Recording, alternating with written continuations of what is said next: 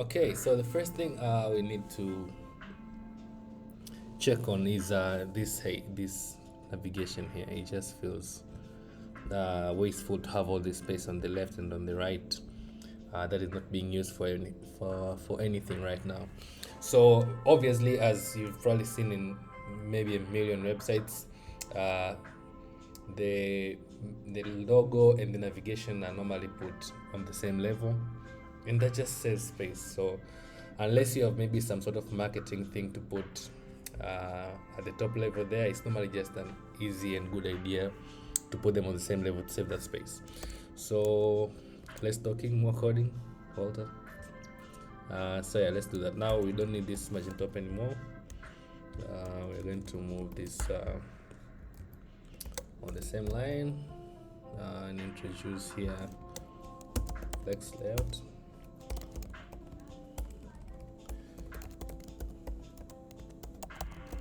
So yeah, that should do it just like that. So yeah, the next thing is something actually a common mistake I normally see, not mistake but rather um, a rookie thing to do is when you have like a brand color, you want to use it in as many places as possible as backgrounds. So normally the trick to make the design look a little bit cleaner is to use it as accent rather instead of as background. So let me show you what I mean. So I'm going to flip this header here back to white, and I'll add a little bit of a shadow or maybe border bottom. Okay. So with that, just by doing that, this looks immensely much cleaner, right? So now the accent thing I was telling you about. So let's do this. We'll have so let's have like a background here.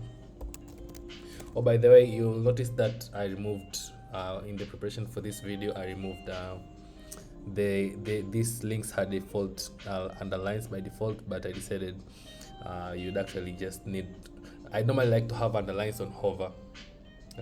It's a little bit better that way, and I think in this case for the menu items I'm probably going to remove it completely, but normally with links that are not menu items I like having the underline on hover because it's a common pattern for users to know that when something is hovered and has an underline, it's probably a link. So it's a good way. It's a sort of affordance is the term they use in design.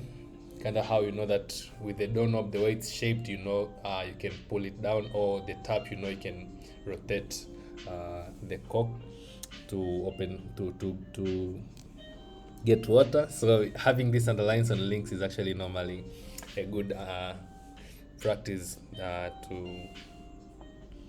to help user know that this is going to be clickable. So moving on. Yeah, so with that being said, I'm going to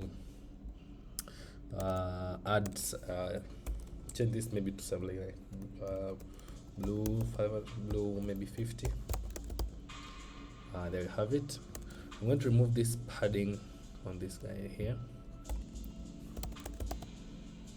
Yeah, I'm going to remove this space between these items and maybe increase this just a little bit. Okay, and then so you actually have an option to even maybe 75, maybe 50. So it's just almost there, but it's not there. And then obviously you want some sort of just a little bit more breathing space. Maybe let's add a PY here. So these classes I'm using are tailored classes, like I said before. It's not something you need to know, but it's definitely handy when it's needed. So maybe let's just increase the height of this guy here. There you go. I wanted to have some sort of space of this dude here. So yeah, from there, I'm going to remove these guys now. I don't really need them for this. Oh, I could use some tricks. So maybe like say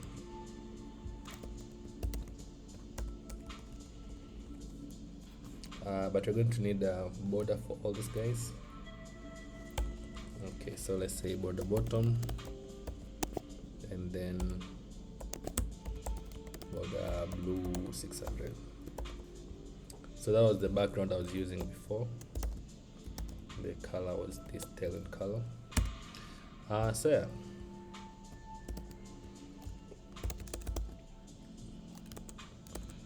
So let's maybe use border 4 instead of border 2.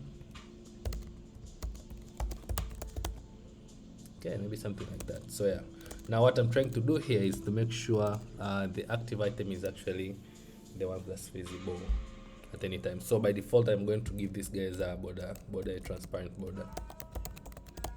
Now, normally you would do something like have a border on this guy, not have a border on the other ones, but it's just it creates a sort of a shift when you hover. I could maybe try and show it to you. So you know what, I'm just going to pretend that you know that already.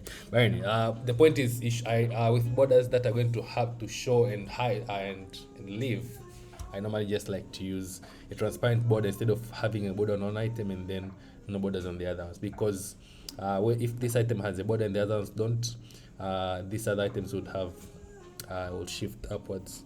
So maybe we'll try and remove that border and see. So you see, so that came down just a little bit. So if we increase the border to maybe like 8, maybe that would be more transparent.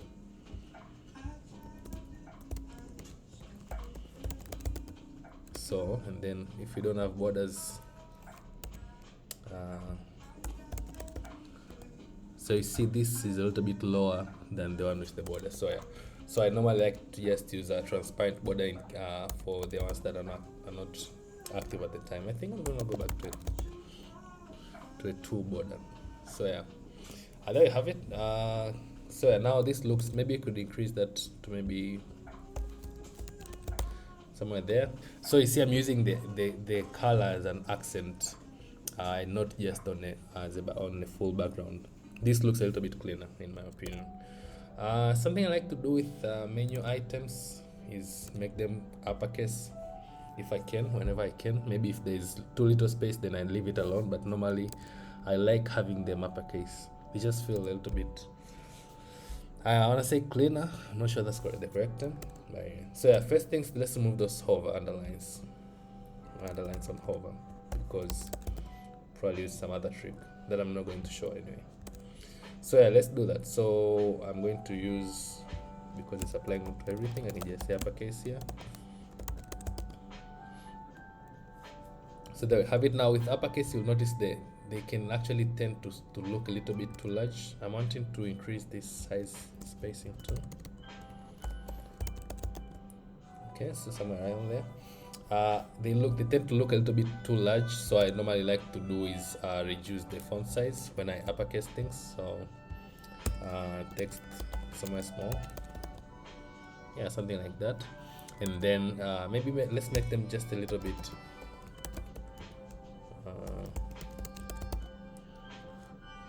yeah, okay, maybe extra small. That is too little. Yeah, I'm just going to remove the font, the bold.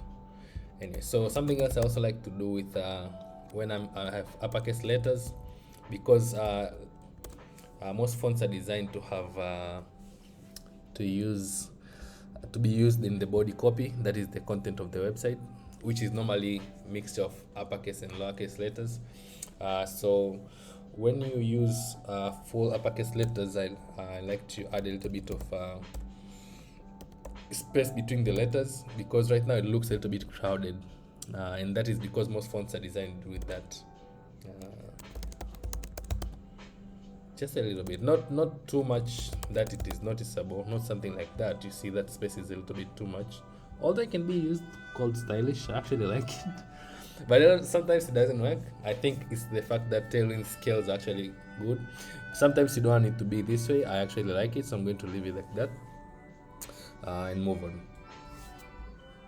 So yeah, now that we've tackled the menu, I want to move on to the main section here.